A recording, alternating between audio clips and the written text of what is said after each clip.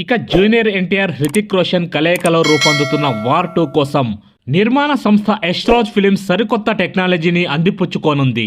ఇక కని విని ఎరుగనది కాకపోయినా ఇంత భారీ మొత్తంలో వాడుతున్న పాన్ ఇండియా మూవీగా ప్రత్యేకతను సంతరించుకోబోతోంది వార్ 2. ఇక అవుట్డోర్లో వచ్చే కీలకమైన యాక్షన్ ఎపిసోడ్స్ పూర్తిగా బాడీ డబుల్స్తో తీస్తున్నారట. ఆ తర్వాత విఎఫ్ఎక్స్ని వాడి తారక్ హృతిక్ల మొహాలను స్వాప్ చేయడం ద్వారా గ్రాఫిక్స్ వాడిన అనుమానం రాకుండా ప్లాన్ చేస్తారు.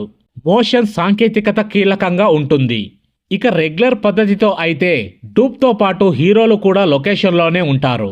వార్ 2 సెట్లో హీరోలు ఉండరు. ఇద్దరు స్టార్లు పాల్గొనే అధిక శాతం షూట్ స్టూడియోలోనే చిత్రీకరిస్తున్నారట.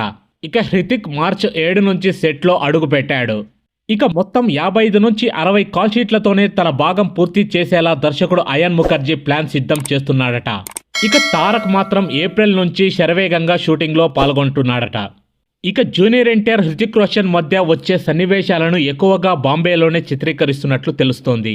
ఇక జూన్ లేదా జూలైలోగా హృతిక్ రోషన్ తన భాగాన్ని పూర్తి చేసుకునేలా సెట్ చేశారని తెలిసింది. ఇక జూనియర్ ఎన్టీఆర్ సోలో సీన్లను వేసవిలోగా ఫినిష్ చేసి ఏడాది సమయాన్ని కేవలం స్పెషల్ ఎఫెక్ట్స్ పోస్ట్ ప్రొడక్షన్ కోసం కేటాయించబోతున్నారట. ఇక వచ్చే ఏడాది ఆగస్టులో విడుదల కాబోతున్న వార్ 2కి ఎంత బడ్జెట్ అవుతుందనేది నిర్మాతలు చెప్పడం లేదు. కానీ యష్ బ్యానర్లో ఖరీదైన మూవీగా చెప్పుకుంటున్నారు. ఇక ఇందులో ఒక హీరోయిన్గా కియారా అద్వానీ నటిస్తూ ఉండగా ఇంకొక హీరోయిన్ని కన్ఫర్మ్ చేయాల్సి ఉంది.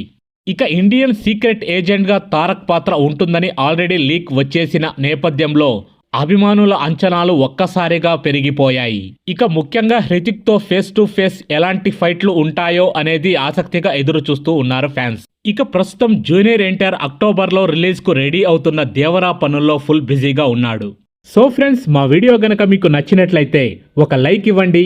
మీకు మరెన్నో మూవీ అప్డేట్స్ కావాలంటే మా ఛానల్ని సబ్స్క్రైబ్ చేసుకోండి.